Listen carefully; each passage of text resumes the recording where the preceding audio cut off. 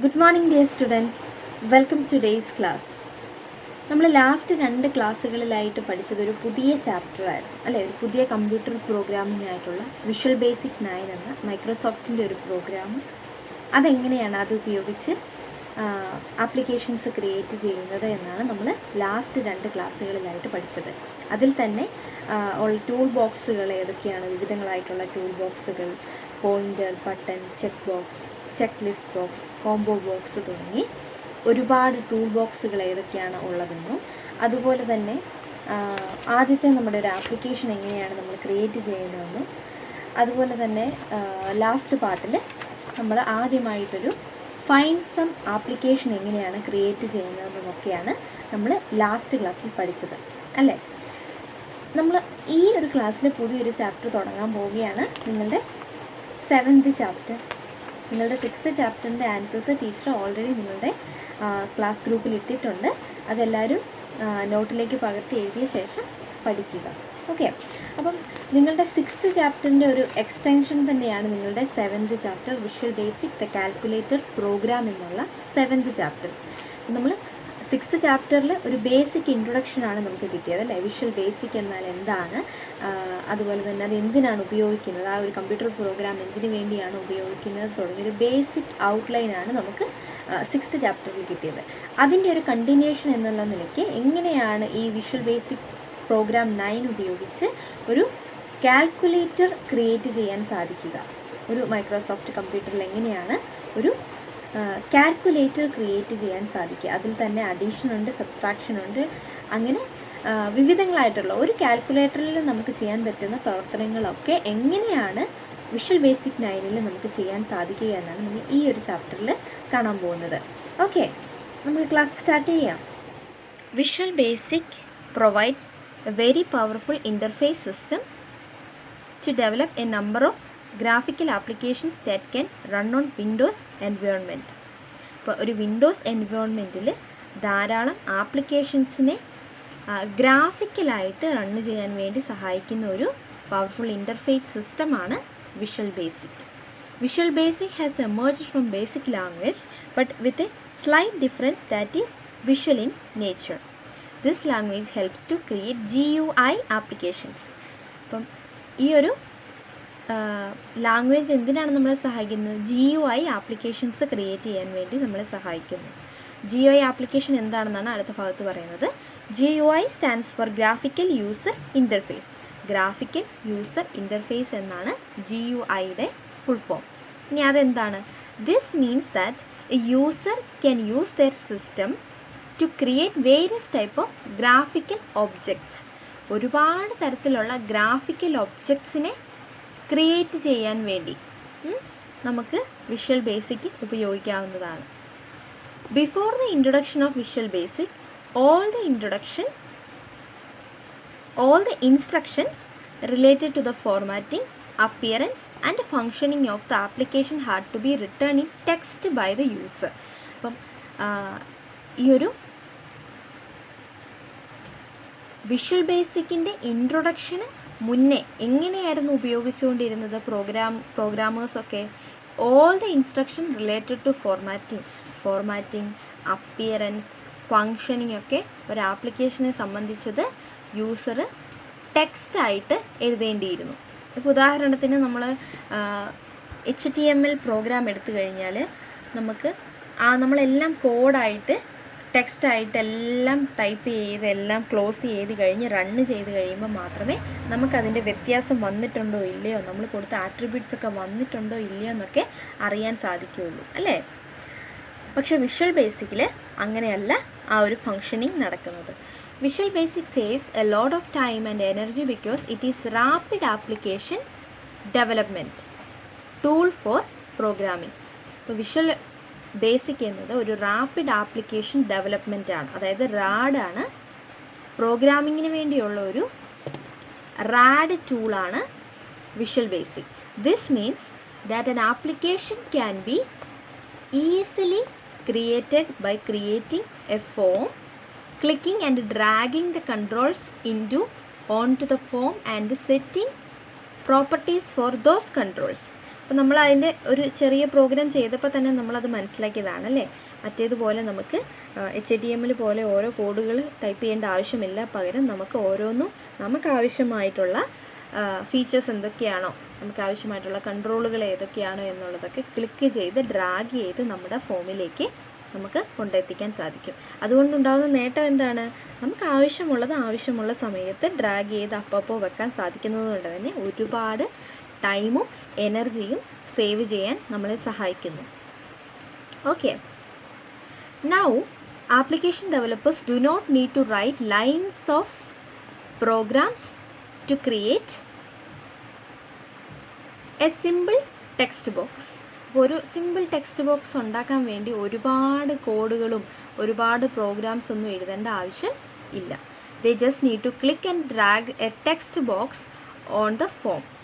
അപ്പം എന്താണ്, പകരം ക്ലിക്ക് ചെയ്ത് ഡ്രാഗ് ചെയ്ത് ഒരു ടെക്സ്റ്റ് ബോക്സ് അതിലേക്ക് വെച്ചാൽ മതി. This saves lot of efforts of the application developers. അപ്പോൾ ആപ്ലിക്കേഷൻ ഡെവലപ്പേഴ്സിൻ്റെ ഒരുപാട് സമയം ഇതുവഴി ലാഭിക്കുന്നു. You have already learned the various in the previous chapter that Visual Basic is used to create application or software using tools and controls provided by it. Visual Basic 9, released in 2008, is the most user-friendly version of Microsoft Visual Basic. Microsoft Visual Basic ന്റെ ഏറ്റവും user friendly ആയിട്ടുള്ള ഒരു വേർഷനാണ് visual basic 9 എന്നുള്ളത്. Okay, അപ്പോൾ visual basic 9 എന്നുള്ളത് computer പ്രോഗ്രാമിന് അല്ലെങ്കിൽ calculator പ്രോഗ്രാമിങ്ങിന് എങ്ങനെയാണ് ഉപയോഗിക്കുന്നതെന്നാണ് നമ്മൾ ഇനി കാണാൻ പോകുന്നത്. അപ്പോൾ ഈ ഒരു പാരഗ്രാഫിൽ ഇമ്പോർട്ടൻ്റ് ആയിട്ട് പഠിക്കേണ്ട GUI ആപ്ലിക്കേഷനാണ്. GUI എന്തിനു വേണ്ടിയാണ് സ്റ്റാൻഡ് ചെയ്യുന്നത്. അതുപോലെ തന്നെ റാപ്പിഡ് ആപ്ലിക്കേഷൻ ഡെവലപ്മെൻറ്റ് ടൂളാണ് വിഷ്വൽ ബേസിക്. അതെന്താണെന്നുള്ളതും മനപ്പാടമാക്കി വെക്കുക. ഇനി ഈ ഒരു കമ്പ്യൂട്ടർ പ്രോഗ്രാമിങ്ങിൻ്റെ ഫങ്ഷനിങ് എങ്ങനെയാണെന്നാണ് നമ്മൾ കാണാൻ പോകുന്നത്.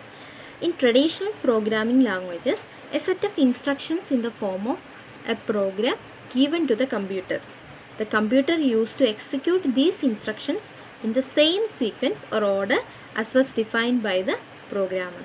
Traditionally, സാധാരണയായിട്ട് എങ്ങനെയാണ് കൊടുക്കുന്നത്? ഒരു കമ്പ്യൂട്ടർ പ്രോഗ്രാമിന് സെറ്റ് ഓഫ് ഇൻസ്ട്രക്ഷൻസ് ഒരു പ്രോഗ്രാമിൻ്റെ രൂപത്തിൽ ഓൾറെഡി കൊടുക്കുകയാണ് അല്ലേ. അപ്പോൾ അതിൻ്റെ ആ കൊടുത്ത രീതിക്കനുസരിച്ച് അതേ ഓർഡറിൽ അതേ സീക്വൻസിൽ തന്നെയായിരിക്കും കമ്പ്യൂട്ടർ അത് എക്സിക്യൂട്ട് ചെയ്യുക. This method has some disadvantages. It did not ask the user to choose the action he or she wanted to perform earlier. അപ്പം നേരത്തെ എന്താണ് പെർഫോം ചെയ്യേണ്ടത്, എന്തൊക്കെയാണ് ഏതൊക്കെ ഓർഡറിലാണ് ചെയ്യേണ്ടത്, ഇടയ്ക്ക് നമുക്കൊരെണ്ണം എക്സ്ട്രാ ആഡ് ചെയ്യണം, അങ്ങനെയൊക്കെ ഉണ്ടെങ്കിൽ അതിനുള്ള ഒരു ഫെസിലിറ്റി അല്ലെങ്കിൽ നമുക്കൊരു വേ അത് തുറന്നു തരുന്നില്ല. It use to perform only that function which was defined by the computer program. ഒരു കമ്പ്യൂട്ടർ പ്രോഗ്രാമർ ഡിഫൈൻ ചെയ്ത ആ ഒരു പെർട്ടിക്കുലർ ഫങ്ഷൻ മാത്രമേ ആ പ്രോഗ്രാം പെർഫോം ചെയ്യുകയുള്ളൂ. Also the program could not be executed from the middle or from a particular section. മറ്റൊരു disadvantage എന്ന് വെച്ച് കഴിഞ്ഞാൽ ഒരു മിഡിൽ നിന്ന് നമുക്ക് തുടങ്ങണം എന്നുണ്ടെങ്കിൽ അല്ലെങ്കിൽ ഒരു പെർട്ടിക്കുലർ സെക്ഷൻ കഴിഞ്ഞതിന് ശേഷം മാത്രം ആ ഒരു പ്രോഗ്രാമിങ് അല്ലെങ്കിൽ ഒരു ഫീച്ചർ സ്റ്റാർട്ട് ചെയ്യണമെങ്കിൽ അതിനുള്ള ഒന്നും അവസരം ട്രഡീഷണൽ പ്രോഗ്രാമിംഗ് ലാംഗ്വേജുകളിൽ ഇല്ല. These disadvantages of traditional programming can be removed by using event-driven programming. അപ്പോൾ ഇത്തരത്തിലുള്ള ട്രഡീഷണൽ പ്രോഗ്രാമിങ്ങുകളുടെ ഡിസഡ്വാൻറ്റേജസ് ഒക്കെ എങ്ങനെയാണ് മറികടക്കുന്നത്? ഇവൻറ്റ് ഡ്രിവൺ പ്രോഗ്രാം എന്ന ആ ഒരു മെത്തേഡ് യൂസ് ചെയ്യുന്നത് വഴിയാണ്. In event driven programming the execution of the program starts only when an event occurs. ഒരു ഇവൻറ്റ് എപ്പോഴാണോ ഒക്യർ ചെയ്യുന്നത്, അത് നടക്കുന്നത് ആ സമയത്ത് മാത്രമേ ആ ഒരു പ്രോഗ്രാം എക്സിക്യൂട്ട് ചെയ്യുകയുള്ളൂ. അങ്ങനെയുള്ള പ്രോഗ്രാമുകളെയാണ് ഇവൻറ്റ് ഡ്രിവൺ പ്രോഗ്രാമിങ്ങുകൾ എന്ന് പറയുന്നത്. It allows the user to choose the type of activity to be performed. It allows the user to choose the type of activity to performed. ഏത് പെർഫോം ചെയ്യേണ്ട ഏത് ആക്ടിവിറ്റി ആണെന്നുള്ളത് choose ചെയ്യാനുള്ള അവസരം കൂടി ഇത്തരത്തിലുള്ളൊരു ഇവൻറ്റ് ഡ്രിവൺ പ്രോഗ്രാമിംഗ് യൂസർക്ക് നൽകുന്നുണ്ട്. When an event occurs, It allows the user to choose the type of activity to be performed. The user can choose by clicking on the mouse button or pressing a key. These user actions are called events. അപ്പോൾ ഈ മാറ്റങ്ങളൊക്കെ എങ്ങനെയാണ് വരുത്തുന്നത്? ഒരു mouse ക്ലിക്കിലോ അല്ലെങ്കിൽ ഈ user actions events എന്ന് വിളിക്കപ്പെടുന്ന യൂസർ ആക്ഷൻസ് ഉള്ള കീകളിൽ ഞെക്കുന്നത് വരെ. This set of instructions for each event is defined in different sections of a program. പല സെക്ഷനുകളിലായിട്ടാണ് ഈ ഇൻസ്ട്രക്ഷൻസ് ഒക്കെ നമ്മൾ ഡിഫൈൻ ചെയ്ത് കൊടുക്കേണ്ടത്. The computer executes only that section of the program which is related to event selected by the user. ഓരോ ഇവൻറ്റിനോടും ചേർന്ന് select ചെയ്തിരിക്കുന്ന ആ ഒരു പ്രോഗ്രാമിൻ്റെ സെക്ഷൻ മാത്രമേ കമ്പ്യൂട്ടർ ആ പ്രോഗ്രാം റൺ ചെയ്യുന്ന സമയത്ത് പ്ലേ ആവുകയുള്ളൂ. An application is developed as a combination of all the events that can be selected by the user at the time of execution of the application. Codes are written for all the events. The codes of lines are called procedures. അപ്പം ഒരു ലൈനിന് വേണ്ടിയുള്ള കോഡുകളെയാണ് procedure എന്ന് വിളിക്കുന്നത്. Every time an event occurs, the related procedure is activated and the result is given by the computer on the basis of that procedure. Visual Basic is an event-driven programming language. അപ്പോൾ അത്തരത്തിൽ നമ്മൾ നേരത്തെ കൊടുക്കുന്ന instructions അനുസരിച്ച് മാത്രം execute ചെയ്യുന്ന ഒരു event driven ആയിട്ടുള്ള പ്രോഗ്രാമിംഗ് ലാംഗ്വേജാണ് വിഷ്വൽ ബേസിക്. ഓക്കെ, ഇത്രയും ക്ലിയർ അല്ലേ? ഈ basic calculator. Let us design and develop an application that makes use of some basic mathematical operations. We can call it as a simple calculator program. അപ്പം visual basic ഉപയോഗിച്ച് visual basic 9 ഉപയോഗിച്ച് എങ്ങനെയാണ് ഒരു simple calculator programme ഉണ്ടാക്കുക എന്നതാണ് ഇനി നമ്മൾ കാണാൻ പോകുന്നത്. It will perform and calculate the result of all the basic mathematical operations on a numbers provided by the user. Operators are the special symbols used to perform mathematical calculations, make comparisons and check logical situations. The basic mathematical operators for arithmetic operations are given in 7.1. Table 7.1 ൽ കാണിച്ചിരിക്കുന്നതാണ് basic symbols.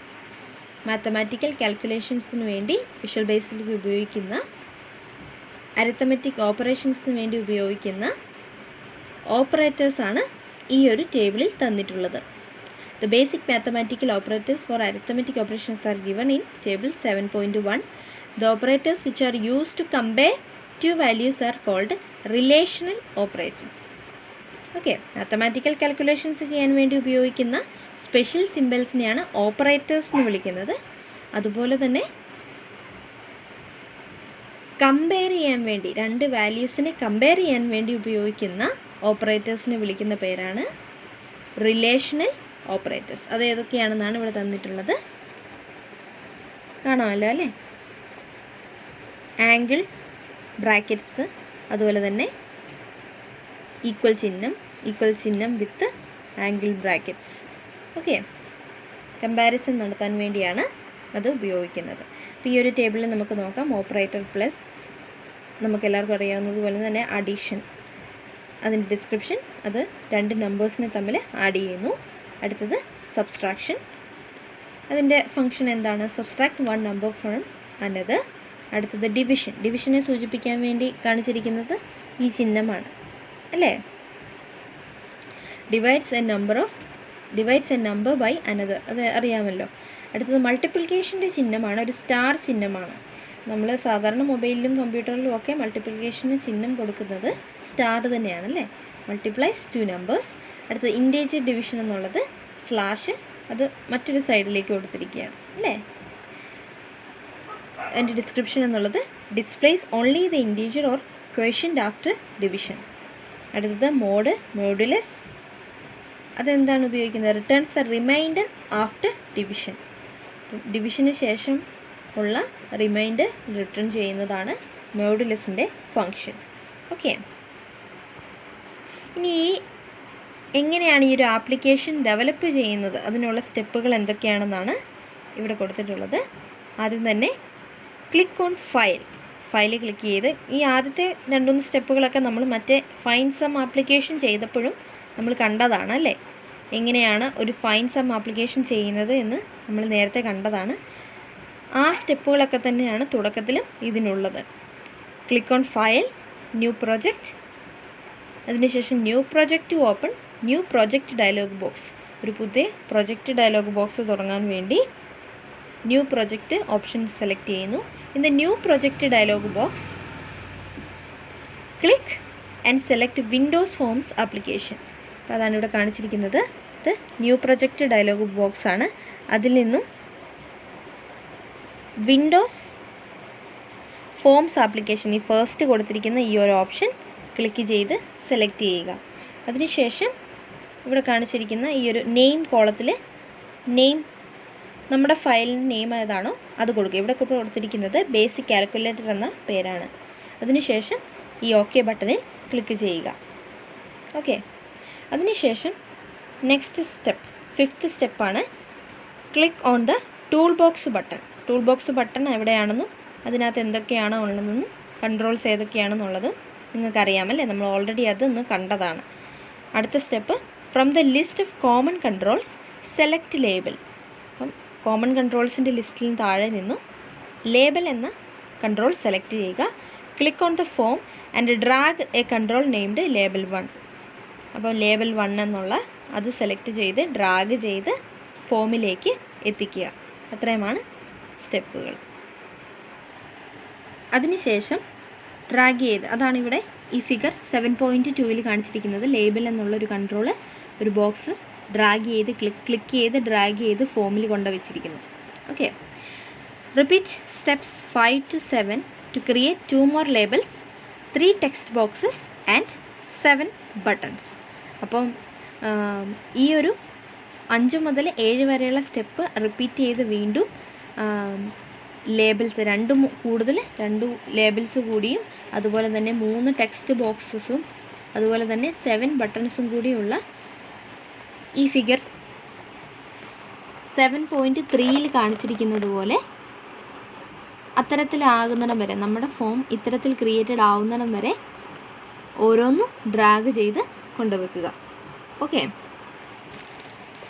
അതിനുശേഷം from the properties വിൻഡോയിൽ നിന്നും change some of the properties of these controls as given below. അപ്പം നമുക്ക് properties വിൻഡോയിൽ നിന്നും നമ്മൾ ഓരോ ബട്ടണും കൊടുക്കേണ്ട പേരുകൾ, അതിൻ്റെ ഫോൺ സൈസ്, അതൊക്കെയാണ് ഇവിടെ തന്നിരിക്കുന്നത്. ഓരോന്നിനും നമ്മൾ എന്തൊക്കെ പേരുകളാണ് കൊടുക്കേണ്ടതെന്നാണ് തന്നിരിക്കുന്നത്. അപ്പോൾ ആദ്യത്തെ ലേബൽ 1 നമ്മൾ കൊടുക്കേണ്ടത് എന്താണ്? ഫോണ്ട് മൈക്രോസോഫ്റ്റ് സാൻസ് സെരിഫ് എടുക്കുന്നു. അതിനുശേഷം സ്റ്റൈൽ ബോൾഡ്, അതിൻ്റെ സൈസ് എടുക്കുന്നു. ആ ടെക്സ്റ്റ് ബോക്സിൽ എന്താണ് പേര് വരേണ്ടത് എന്നുള്ളതാണ് നമ്മൾ കൊടുക്കുന്നത്. അവിടെ എന്താണ് തെളിഞ്ഞ് വരേണ്ടത്? അപ്പോൾ അവിടെ വരേണ്ടത് എൻ്റെ ഫസ്റ്റ് നമ്പർ എന്നുള്ളതാണ്. അതുപോലെ തന്നെ ലേബൽ 2 നമ്മൾ ഫീച്ചേഴ്സ് കൊടുക്കുന്നു. അതിനുശേഷം അവിടെ വരേണ്ട ടെക്സ്റ്റ് എൻ്റെ സെക്കൻഡ് നമ്പർ എന്നാണ്. ലേബൽ 3 ഫീച്ചേഴ്സ് എല്ലാം കൊടുത്ത ശേഷം ദ റിസൾട്ട് ഈസ് എന്നാണ് അതിൽ തെളിഞ്ഞ് വരേണ്ടത്. ഓക്കെ, അതിനുശേഷം ഓരോന്നും ബട്ടൺ 1 എന്താണ് വരേണ്ടത്? ബട്ടൺ 1 പ്ലസ് ആണ്, ബട്ടൺ 2 മൈനസ് ആണ്, ബട്ടൺ 3 ഇൻറ്റു ആണ്. അങ്ങനെ ഓരോ ബട്ടണും എന്താണ് വരേണ്ടത്? ഒരു കാൽക്കുലേറ്ററിൽ ബേസിക് ആയിട്ട് എന്തൊക്കെയാണുള്ളത്, അഡീഷൻ, സബ്സ്ട്രാക്ഷൻ, ഡിവിഷൻ തുടങ്ങി ഒരു കാൽക്കുലേറ്ററിൽ ബേസിക് ആയിട്ട് എന്തൊക്കെ ഫീച്ചേഴ്സാണ്, എന്തൊക്കെ ബട്ടണുകളാണ് ഉള്ളത്, അതിൻ്റെ ഫീച്ചേഴ്സ്, അതിൻ്റെ പ്രോപ്പർട്ടീസാണ് ഇവിടെ കൊടുത്തിരിക്കുന്നത്. ഇവിടെ കൊടുത്തിരിക്കുന്ന പോലെയെല്ലാം നമ്മൾ ഡിഫൈൻ ചെയ്ത് കൊടുക്കുക. അപ്പം ഇതെല്ലാം കൊടുത്ത ശേഷം നിങ്ങളുടെ ഈ ഫിഗർ 7.4 കാണുന്നത് പോലെ ആയിരിക്കും. നമ്മൾ ഈ പേരുകളെല്ലാം, ഇതും ഈ ഫിഗർ 7.3 7.4 തമ്മിൽ കമ്പയർ ചെയ്താൽ നിങ്ങൾക്ക് മനസ്സിലാകും. ആ പേരുകൾ ലേബൽ 1 എന്നുള്ളത് എൻ്റെ ഫസ്റ്റ് നമ്പർ എന്നുള്ളത് ചേഞ്ച് ചെയ്തിട്ടുണ്ട്, എൻ്റെ സെക്കൻഡ് നമ്പർ ചെയ്തിരിക്കുന്നു, പിന്നെ ബട്ടൺ 1 ബട്ടൺ 2 അങ്ങനെയുള്ളതെല്ലാം നമ്മൾ ചേഞ്ച് ചെയ്തിരിക്കുന്നു. ദ റിസൾട്ട് ഈസ് എന്നുള്ളത് കൊടുത്തിരിക്കുന്നു, ക്ലിയർ സ്ക്രീൻ കൊടുത്തിരിക്കുന്നു. ഓക്കെ, അപ്പോൾ ഇത്രയാണ് നമ്മൾ ചെയ്തിരിക്കുന്നത്. ഇനി ഇത്രയും ചെയ്ത ശേഷം എന്താണ് ചെയ്യേണ്ടത്? 10th step, double click on plus button to open the code window. ഇനി ഓരോന്നിൻ്റെയും ഫങ്ഷൻ എങ്ങനെയായിരിക്കണം, ഓരോ ബട്ടൻ്റെയും ഫങ്ഷൻ എന്തായിരിക്കണമെന്നാണ് ഡിഫൈൻ ചെയ്ത് കൊടുക്കുന്നത്.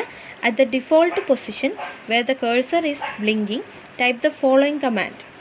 ഇപ്പോൾ ഇങ്ങനെ ഇത് ഓപ്പണായി ഡബിൾ ക്ലിക്ക് ചെയ്ത് ഓപ്പൺ ആക്കി വരുമ്പോഴേക്കും നമ്മുടെ കഴ്സർ എവിടെയാണോ ബ്ലിങ്ക് ചെയ്യുന്നത് അവിടെ നമ്മൾ ഈ ഒരു കമാൻഡ് കൊടുക്കുക. ആ ഒരു ബട്ടണിൽ ക്ലിക്ക് ചെയ്യുമ്പോൾ എന്താണ് സംഭവിക്കേണ്ടത് എന്നുള്ളതാണ് നമ്മളിവിടെ ടെക്സ്റ്റ് രൂപത്തിൽ പ്രോഗ്രാം ചെയ്ത് കൊടുക്കുന്നത്. അപ്പോൾ എന്താണ് ടെക്സ്റ്റ് ബോക്സ് 3 ടെക്സ്റ്റ് അവിടെ എന്താണ് വരേണ്ടത്? Value text box 1 text plus value text box 2.